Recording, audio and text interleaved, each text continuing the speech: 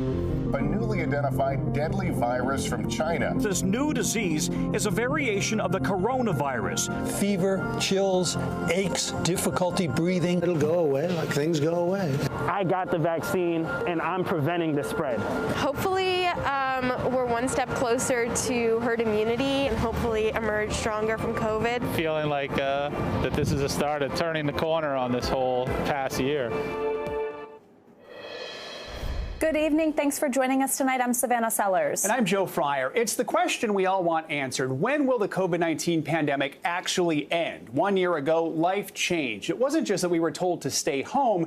It's that we were told to stay apart. No hugs, no visits. We've been separated by 6 feet of space. And for many families, the space between is even greater. Well, now we're hopeful those distances between us will begin to vanish, that normal life is within reach once again. We have a team of experts here to tell us when exactly that might happen. Of course, though, normal will look different. The pandemic's changed everything about how we live, work, and play. The businesses we love and rely on have suffered or maybe altogether closed. We'll look at how that sector can bounce back after devastating losses. And as we get vaccinated and our physical health becomes protected, the impacts on our mental health need to be discussed and addressed. It's okay if we're not okay, but how do we get on the right track? We'll get into all that tonight. But first, what will life look like once we actually hit herd immunity? NBC News business and technology correspondent Jake Ward takes a look at what parts of lockdown living might be here to stay. I'm headed into my office to grab the last few things I'll need for 3 weeks of trying to report the news from home. A year ago, living in one of the first cities to lock down, I asked this question. We're trying to homeschool our kids. My wife is somehow doing that while working her full-time job. We're trying to figure out, do we have enough food on hand? And the real question is, this is day one. What is life going to be like here 21 days in? That naive dude had no idea that we would still be at it a year later. Did any of us? Since then, we've gotten more time with our kids than we'd had since they were babies. Now, there were a lot of nice moments. In the summer, we did a weekly sing-along with our neighbors at a distance. In the hairline. I got on Zoom with my barber so I could learn how to give my daughter the lightning bolts she'd always wanted. But now we are putting our shoes on again and getting our courage up and going back to school. It's gonna end up just fine. I'm pretty sure.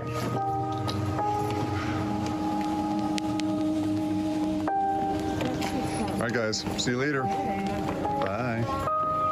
What parts of this weird pandemic life will remain? Roughly a quarter of us may keep working from home. I built a makeshift TV studio in my basement, and, I imagine it'll still be part of my gig when this thing is over. And, of course, I'm blessed to still have a job. Almost 10 million jobs have disappeared from the economy, meaning that many people will have to find new roles entirely. And what habits will remain? Well, cooking at home had been in steady decline since the 1960s, but the pandemic turned that around. People bought new appliances en masse. We got a dog. You probably did too. Pet adoptions were up 9% last year, surging in the first few months of lockdown. And Americans spent more than $50 billion on video games during the pandemic, breaking all records for that industry. Here's one part of lockdown we do want to leave behind: the mental burden.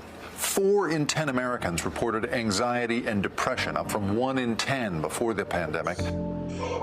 I was one of those people, and I started a Zoom exercise group with my mom and some friends to help me with that part of it. Thank you.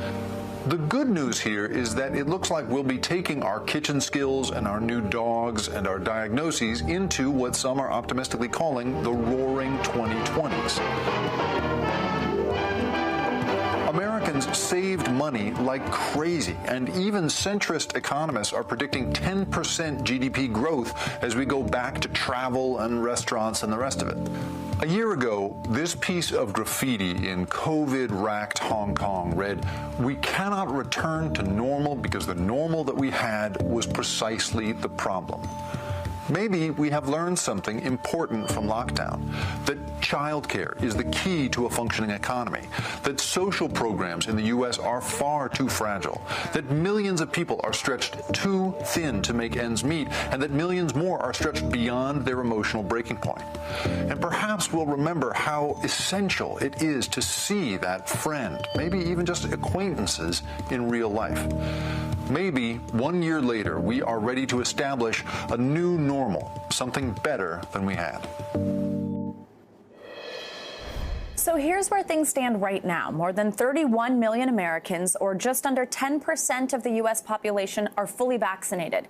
And as more shots go into arms, a phrase we're very comfortable with now, some states are already relaxing COVID restrictions. The White House, though, cautioning that it's too early for that. So when is it time to reopen? Well, our team of experts is on hand to answer that question. Joining us now, infectious disease physician Dr. Maddie Schladishweyo-Davis, NBC News medical contributor, and former Obama White House Health Policy Director Dr. Kavita Patel, and Connecticut Governor Ned Lamont.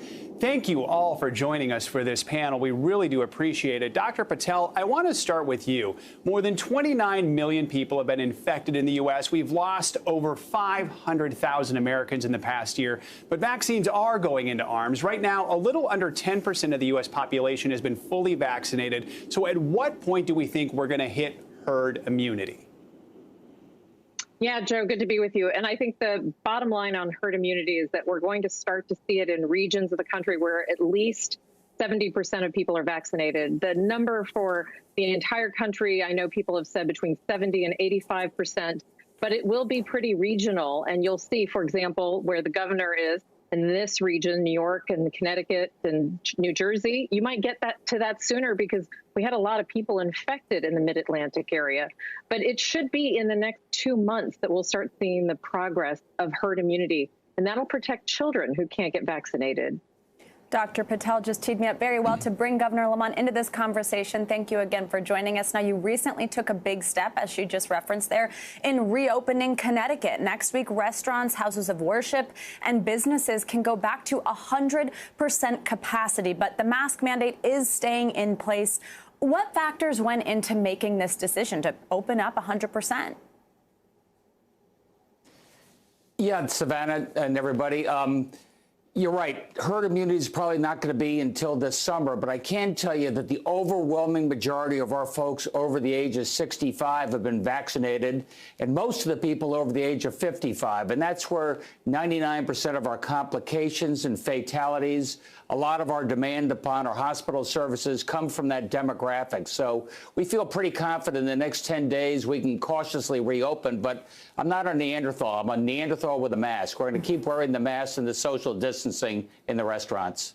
Governor Lamont, I do have to ask, for those who are worried that maybe it is too much too quickly, that younger people are less likely to have been vaccinated, but they're the ones who are going to be filling restaurants and filling gyms, what would you say to those who are saying, hey, maybe you should wait a few more weeks before going this far?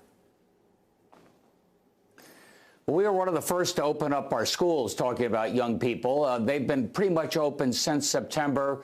They've had a much lower infection rate than the general population. People are younger, and they were all wearing the masks. So we're big believers there. Look, at some point, you lead by guidance. I can't mandate everything. People are slowly, getting back to a new normal. But believe me, the restaurants aren't going to be filling up. It's going to take a couple of months before people really feel comfortable getting back. And by then, I hope they're eating outside.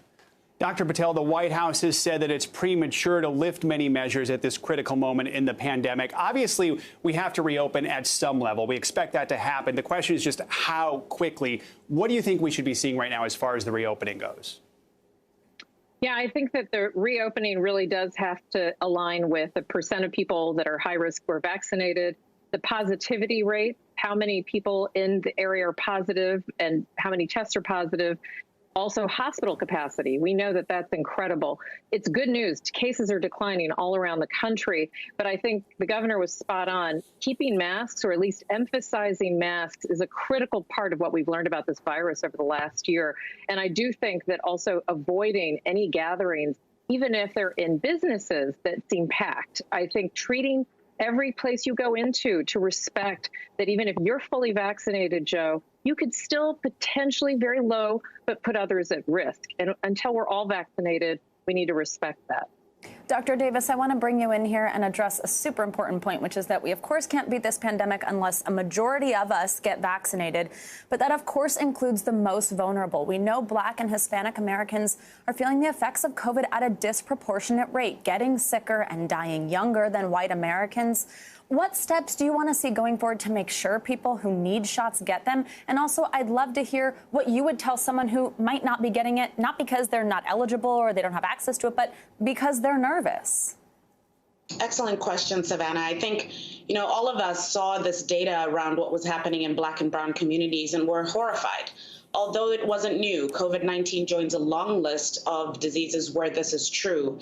And the first conversation that was sort of the biggest to address was this idea of vaccine hesitancy. I myself became an advocate around that because of how much it was impacting my community and communities like mine.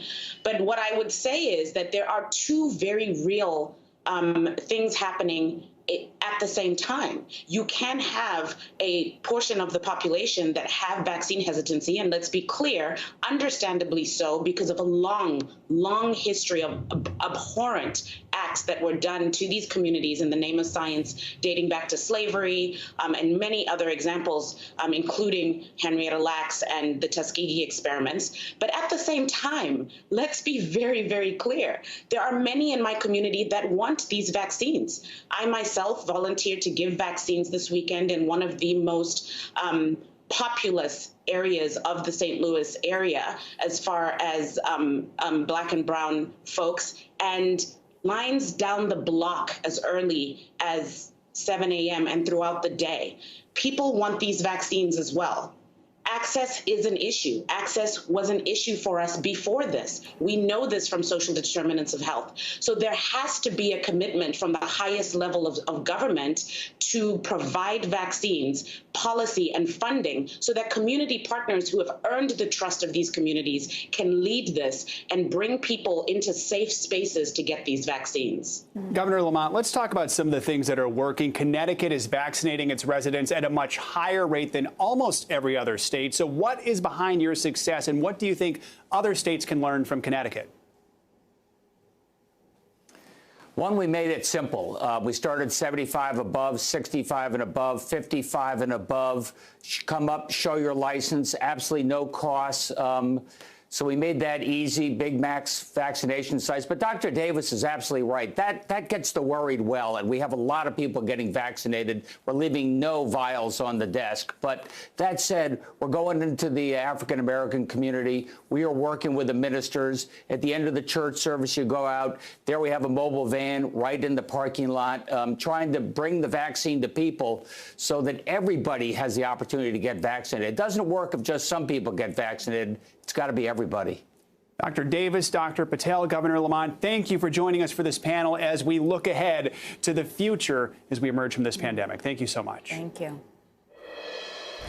The last year has been a tidal wave of emotions, from fear to loneliness to grief and now hope. But it's certainly safe to say the pandemic's taken a huge toll on everyone's mental health and continues to do so. Joining me now is someone who has done us all a service by being so open about their mental health struggles. It's Today Show co-host Carson Daly, my friend Carson Daly. Carson, thank you for joining us. Let's first address why this has been so tough. Now, as we've talked about together before, we've both dealt with anxiety for many years, so we know much of anxiety is about things we can't control or feeling out of control. And that's the case with COVID as a whole. So I think this has either exacerbated that for people or introduced people to that feeling. Do you think that's right? And how's it been for you? Yeah, Savannah, thanks for having me. Always a pleasure to be with you and to talk about this important topic. And by the way, this was an emerging crisis, mental health in the States before COVID-19. So the pandemic has certainly just thrown gasoline on it. Isolation is about one of the worst things you can have if you have a mental disorder. So it's been really tough for a lot of people. But I think for people watching, a couple of quick points to point out is that we really need to normalize this conversation.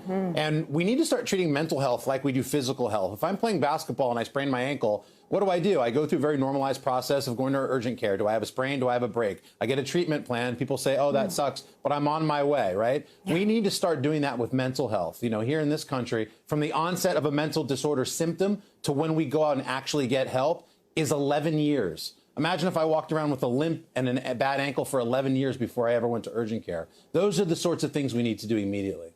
Absolutely. Normalize it. Let's talk about the importance of talking about it. Now, you've done an incredible job, and as I said at the top, a service to us all by opening up about this several times. I often think about the fact that hearing about other people feeling anxious makes me feel less anxious simply because it makes me feel less alone. As more people deal with these emotions and thoughts, how important do you think it is to talk about it, to open up to a family member or a friend? Tell us what that means. Savannah, it's literally everything. Like, it's literally the key. If you're watching this and you think you're one of the 4 Americans that are suffering from a diagnosable mental disorder, the first key is to start moving your lips and talking about it. But you're not right now because you're scared of being vulnerable, because your community, your workplace, your family has over the years sort of put this framework around that if you're vulnerable, especially if you're a guy, that there'll be a repercussion to you showing this sign of weakness, of saying that you're not right in your mental space. So the first thing is to start talking about it. I didn't expect to ever start talking about my anxiety, which I suffered for probably 15 or 20 years in silence. I never knew what was happening to me until I was diagnosed and really wrapped my head around it. And now there's so many people who do that. So talking, I do it now all day, every day, whether it's programs like this or whether I'm doing stuff with Project Healthy Minds, I'm doing stuff with the NFL. Now it's all I do all day in my basement on Zoom is just talking about mental health. And selfishly, at the end of the day, it makes me feel better about my own space. One story unlocks another 1,000 stories. Absolutely. Ever since I was diagnosed with anxiety, I felt lucky to even just have that vocabulary around it, to know that it was something I was suffering from and that it was real, and it helped me be able to actually address it properly. You just mentioned that you've teamed up with Project Healthy Minds. Give us some tips here. You have a ton of them. What should people do if they're struggling? What's something that works other than just talking about it? Well, it's different for everybody, as you know. I mean, the mental disorder space is quite complex. So what works for me, and I'm always reluctant, I suffer from generalized anxiety disorder and panic attacks. And so, you know, for me, I also do a lot of critical thinking. I go to the worst common denominator in any sort of critical thought. I have a compound worry on worry on worry. So for me personally, during the pandemic especially, it's helped to compartmentalize my life. Like, I literally just live like day to day. I wake up and I thank God that I've got another opportunity to get it right. And I just go, how can I be the best dad, the best, citizen, the best husband, the best coworker today? And what are the tasks in front of me? And I just jump from lily pad to lily pad in a given day. When I go to bed at night, it's like, okay, let's hope tomorrow I get another opportunity to do that. I don't get too far ahead of myself in a calendar. That helps me a lot. Also, big helps for me, reggae music. I listen to Bob Marley Legend every single day during the pandemic. Red wine was very helpful. And ditto. And this, and just talking with friends, checking in on people in my life to make sure that they're okay. Because the more you talk about it, selfishly, the better you're going to feel. And Carson, seriously, somebody like you with the career that you have, with the beautiful family that you have, adding to it during COVID, by the way, with your beautiful Goldie, it really helps so many people to see someone like you address that sometimes you need help. Carson, thank you for that, and thank you for joining us. Savannah, always a pleasure. Thank you so much for having me, and stay well, everybody. Some days it still feels like we have more questions than answers, especially as more Americans do get vaccinated. So here to answer maybe not all your questions, but a good chunk of them, NBC News senior medical correspondent Dr. John Torres. Dr. John, great to have you with us. So a lot of vaccine questions from viewers. Let's get one that's pretty darn popular. Can we say that one vaccine is the best one? Should viewers be trying to get one over another, or should they try to get the one that they can get? And you're right. There's been a lot of questions, and you can imagine over a year of the pandemic, who would think we'd be a year into this?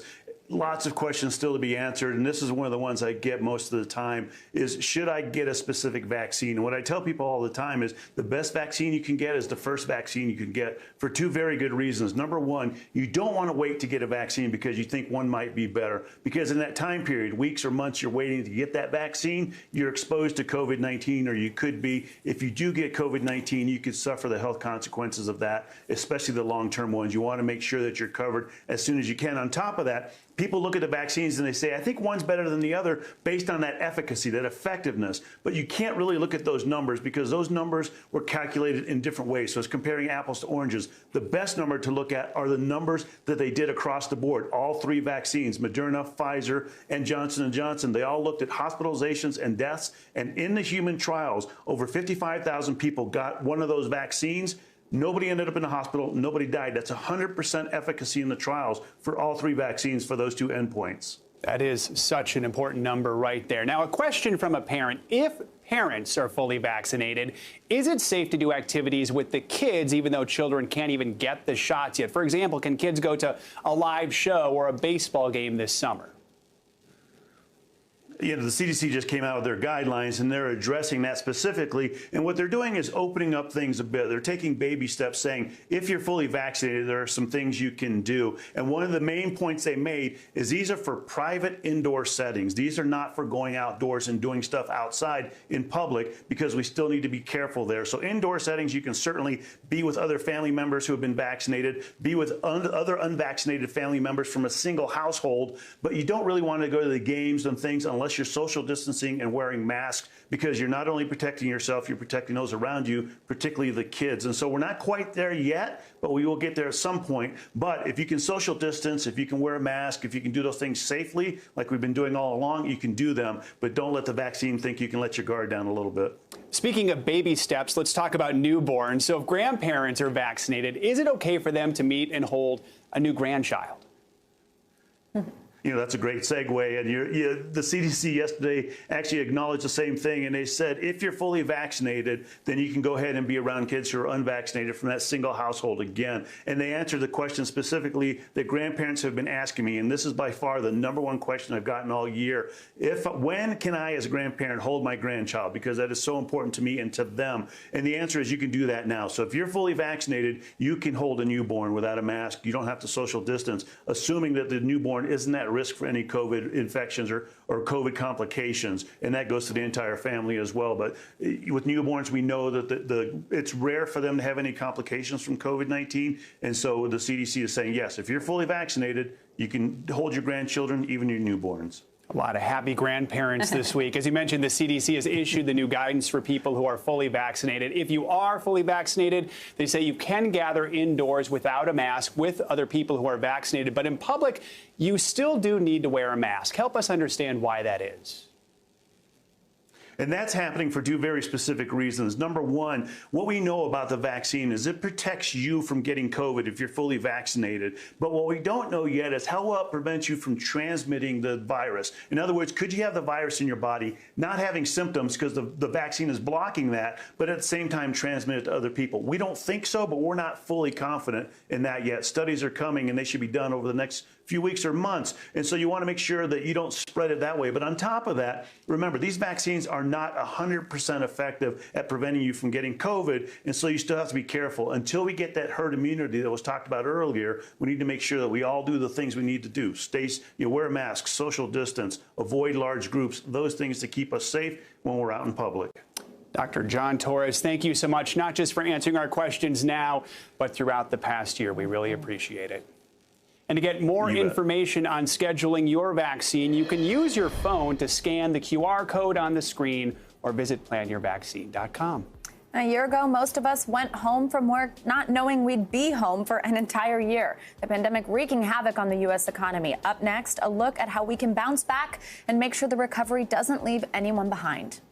You know, just seeing a lot of my friends who are in the hospitality business who have gone out of business, workers, you know, single mothers who've lost their jobs. So I think seeing the collateral damage is the hardest part. I'm an airline worker, so I've worked through this entire pandemic, basically, and Although I think it was more fearful last year, certainly in April.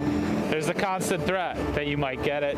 I have lots of coworkers who've gotten it, a few who've died, so yeah, I feel lighter, I guess, is less fearful.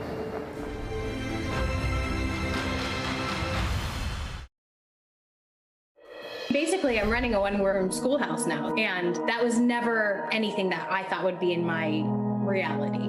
Pausing my career has been really a tough challenge.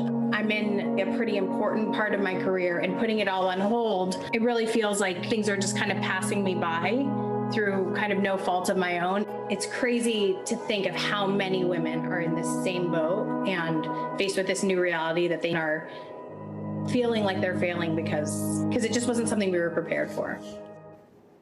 It's being called the she-cession, the pandemic economy, devastating for working women, especially for working moms. The dream of having it all turned into a nightmare of doing it all. NBC News senior business correspondent Stephanie Ruhle has more. Randy Levine had just started a job ordering doors and windows for a company in South Florida when the pandemic hit. April came around and they said, "I'm sorry, we're going to have to let you go." And what happened then? I came home, I applied for unemployment, and I applied for food stamps. She's been looking for work ever since. It hasn't been easy. Is this the longest you've ever been unemployed? Yes, absolutely. What kind of jobs are you looking for? Well, I used to be, in my younger days, I used to work physical jobs. Now, what I've been doing the last few years, working office work. Levine is like millions of other women, unemployed and looking for work, struggling in what some are calling a she-cession, all because of COVID-19. I do a lot of praying. I think about my kids. They need me. It's happening in part because many women held jobs in businesses that struggled and even shut down when people stayed home. Restaurants, retailers, hotels. Many parents may have to choose between their jobs and their families, and that could have an especially big impact on women. And with schools and child care centers closed, working moms were 3 times more likely than dads to pick up the extra child care and housework. In some cases, those moms decided to walk away from work. But you can't really call it a choice. At the start of this year, 10 million women with children were not working, an increase of nearly 1.5 million compared to a year earlier. It's been difficult. I've tried working from home, but with 2 children at home, and my husband works full-time, it's hard to manage both. The situation has been even tougher for Black and Latino women, with unemployment rates still almost doubled from a year ago. All told, more women than men have left the workforce entirely, 2.4 million in 1 year. Even after some recovery, the percentage of women working is still only back to levels last seen in 1987. Women leaving the workforce in these numbers, it's a national emergency, and it demands a national solution. Vice President Kamala Harris sounding the alarm, pushing to make sure women are not left behind as more people get vaccinated and the economy recovers. In 1 year, the pandemic has put decades of the progress we've collectively made for women workers at risk. The administration's $1.9 trillion relief package includes proposals it says will help working women keep working. That includes additional stimulus, more tax credits for each child, and money to invest in more child care. Several celebrities and CEOs are pushing for a Marshall Plan for moms, recalling the U.S. program that rebuilt Europe after World War II. It includes $2,400 in monthly payments to moms in need, along with family leave, child care, and equal pay. Any economic recovery plan that this administration is putting forth has to put mothers at the center of it. But missing work for any length of time can set women back in their careers and their future goals. I send out resumes, I go on interviews, and by this time, I should have had a job already. What do you worry about most right now? It's my well-being. That lost promotion or pay raise or new skill, that's not something easy to recapture. It's already been years of striving for equality in the workforce. And after this year, it could become a lot harder. But the U.S. economy is resilient, and so are women. It's time now to solve this problem together.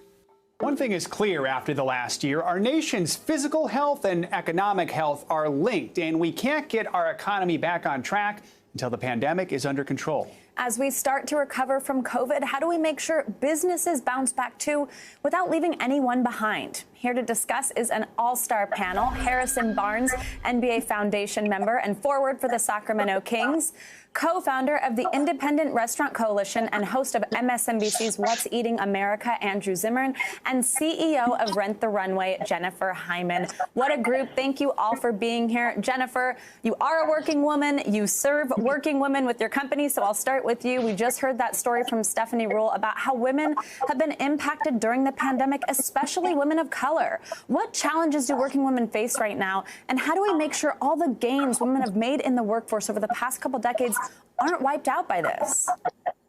What we saw over the past year is that as much as we think we have evolved past traditional gender roles, when the pandemic hit, women started assuming, or it became clear that women really run their households. Women assume primary responsibility for childcare in their homes. And I think this is in part because we have never guaranteed women and men paid parental leave. We've never had adequate measures for childcare. And those responsibilities have really fallen on individual families and particularly women. And so what I see over the past year is the need for a real government response to lift up families and enable women to have jobs again and to work and to provide for their families. Andrew, I'm sure everyone watching right now has a favorite restaurant that is either closed or is struggling to stay open. We know that this pandemic has hit the hospitality industry and restaurants especially hard. In your mind, just sort of set the scene. Just how bad is it for the nation's restaurants right now, and what do we need to do to get on the other side of this pandemic? Well, I'm not sure, other than the extinction event that we're all trying to prevent, that it could be any worse. No single industry has contributed more to national unemployment during the pandemic. 1 in 4 people who lost their jobs during the pandemic, that's almost 3 million, worked in restaurants and bars. And just to double down on what my co-panelist just said, you have to remember that there's a very, very specific group of people that populate restaurants as workers. We're still the number 1 or 2 employer of single mothers, returning citizens, first-time job seekers, last-time job seekers, and on and on and on. So those are people who are not able to find easy jobs with flexible schedules and hours that restaurants offer and can afford. You also have the supply chain that goes into them. You have to remember that 75% of America's seafood industry that's eaten in this country, that 75% of that seafood is consumed in restaurants. So it's all the winemakers and the tablecloth manufacturers, and 95% of restaurant money, the money that comes into the cash register, goes out the back door. So restaurants are a vital machine, a vital cog in the economic wheel. We represent almost 5% of GDP. And conservatively, we've seen hundreds of restaurants close. I believe that number is actually larger. I think there are many that are hanging on by a thread, hoping that we get more than the $28.6 billion that we are lined up to receive if the House passes the rescue plan that the Senate just passed the other night. Harrison, I want to bring you in here and first note that many people probably remember your powerful message when you and your wife and your mom all came down with COVID about taking this seriously. Now, when we talk about recovery, it's important to talk about the disproportionate impact this pandemic has had on Black and brown Americans, even as other groups are seeing improvements. The Black unemployment rate is actually rising. You work with the NBA Foundation to promote social justice. What do you want to see to make sure the recovery includes everyone? I think the biggest thing that we need to focus on is how we're going to move past this COVID pandemic economically and from a health perspective, right? With the vaccine, you look at the numbers of people who are taking it and the disproportionate, the lack of proportion of African Americans who have been given access and are taking the vaccine. And then economically, you look at the impacts of jobs that have come back since COVID has rocked our nation. So all of these things are important and need to be emphasized, as the recovery for some is not the same for all. And I think that's very important as we move forward. Andrew, small businesses are the backbone of this nation. They desperately need help. You mentioned the $28 billion in the COVID relief bill that's been debated for weeks. But what else would you like to see from Washington to make sure that our favorite restaurants, our favorite stores, that small businesses don't close for good? Well, I think people need to remember that we have to target restaurants and small businesses specifically because those are the businesses that have the least amount of cash on hand. If we lose those small businesses, we lose Main Street, right? And, I mean, I know the world of restaurants better than I know the world of, family-owned shoe stores, but I can tell you they all sort of operate the same way. And the existing small business relief programs just aren't doing enough to put people who work in restaurants and bars in particular back to work. We lost, over $200 billion in sales during the pandemic alone. The Restaurants Act that we've been working on for a year as a co-founder of the Independent Restaurant Coalition is only asking for $120 billion. We're actually losing more money in, national GDP than we are in the amount of money that would save our industry. And it's the same numbers that are reflected in other businesses on Main Street. The shoe store feeds the restaurant and the restaurant feeds the shoe store. Main Street USA needs special attention. We need to stop giving large amounts of money to special interest groups and big corporations and actually backstop small businesses and independent restaurants. Jennifer, so much of your business, Rent the Runway, is based on dressing up. And with so many people working from home, what do you think the future of work looks like? And specifically, when we think about a company like yours, how do you plan to adapt to these drastic changes? Well, I think the future of work is going to involve more flexibility, and that we're going to see companies really promote an idea that their employees can work both from an office where they can collaborate together and also work from home. For Rent the Runway, effectively what our business is dressing people for their lives, whether they're going to work or they're interacting with others, they're going out to dinner at a restaurant, they're going to a party. And so we just need people to be vaccinated and be able to see each other again in order for our business to continue to recover and accelerate. I want to just echo Andrew's point that whether you're a small restaurant or you're a large e-commerce company like Rent the Runway is, losing 80 to 90% of your revenue overnight, there's no business that can handle that. And capital needs to be infused into full sectors that, due to no harm of their own, have been impacted. So the live events business, if you think about theaters and culture around, the country, obviously the fashion industry has been heavily affected as people have been sitting at home in their pajamas for a year. And this is one of the largest consumer-facing industries on earth. To Andrew's point, small businesses in towns and cities all over the country, this is not due to bad strategy or bad business decisions on behalf of any of these companies. It's due to the fact that we've been locked at home and we had a government that didn't actually respond appropriately to the pandemic. And this pandemic has now lasted for over a year.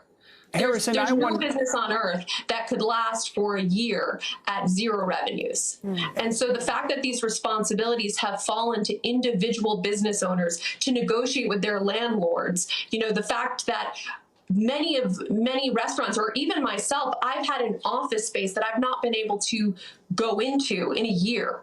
And I'm expected to pay rent on that office space, even though the government is mandating that we can't come into the office. The government has made it such that the pandemic was raging around the country and it would have been unsafe for employees to be there. So we have to recognize that there have been full sectors of the economy that have been more impacted by this pandemic, and that those sectors need real relief, and not just relief, but help to recover to the next phase. It's not automatic that a business can be turned on again. Harrison, I wonder how you think that live entertainment, that includes sports, might come back. One of the true signs a year ago this week that COVID was serious was when the NBA canceled its season. Then you were in a bubble, then you were out of a bubble. Now fans are back. But in your mind, what is the new normal for sports and for entertainment and live shows like that? The reality is that it's going to be a process. You know, the days of having 20,000 in an arena is not going to happen overnight, but slowly but surely, as you know, protocols continue to be first and foremost in terms of keeping everybody safe. As the vaccine becomes more accessible and more people take it, we will slowly start to increase those numbers and get back to a situation in which people can freely come in and out of arenas. But it's going to take a time, it's going to take process, and it's not going to happen overnight. Harrison, how much do you miss hearing that roaring crowd and all the packed stands? You miss it. I mean, there's nothing like it as a player, to be able to go out there and play in that environment. But at the same time, safety is the most important thing. And we want to make sure that when we get to that point where there are all of the fans coming in there, there's concessions, parking, all of the things that are associated with the sporting event, that we can do that in a safe manner and not have it be something that we look back on and regret because of the effects of COVID. We all miss it. And to Jennifer's point, we all miss dressing up and having somewhere to go. I think the positive thing about COVID is we are ready for the roaring 20s. We're ready to get out there, go to live sports again, go to restaurants, dress up. We're going to value experiences as a nation a lot more, spending time with family and friends. And I think that how we spend our money, how we spend our time is going to be fundamentally changed because of the pandemic. And businesses that cater to these new values around how we spend our time and experiences and how we feel about ourselves are going to benefit dramatically. And I think that a lot of the industries, fashion being one of them, that's really been depressed over the last year, is going to come back roaring. And I hope that for all of these independent brands that are on the verge of bankruptcy right now, that the government can come in and help them cross that line, cross the chasm, so that they can start to recover come this spring, when I think everyone is going to be, wanting to get out and dress up and have fun. Here's to the roaring 20s. All right. Jennifer, Andrew, Harrison, thank you so much for joining us. We really do appreciate it. Thank you all. A lot can change in a year. Last March, we had no answers, a lot of fear, and no end in sight. Everything was about to change, and we didn't even know it. Now everything's about to change again, but this time for the better. During the worst days of the pandemic, we didn't even know what vaccines were within reach. Now we have 3. We'll leave you with a shot of hope, and thank you for watching. Well, I'd love to hug my grandmother. She's 90, and she just got her 2nd dose. Yeah, I think just a sense of normalcy would be great. Finally, there's like a light at the end of the tunnel. I mean, once the pandemic's over, I'd love to go to a party. The beginning of the next stage.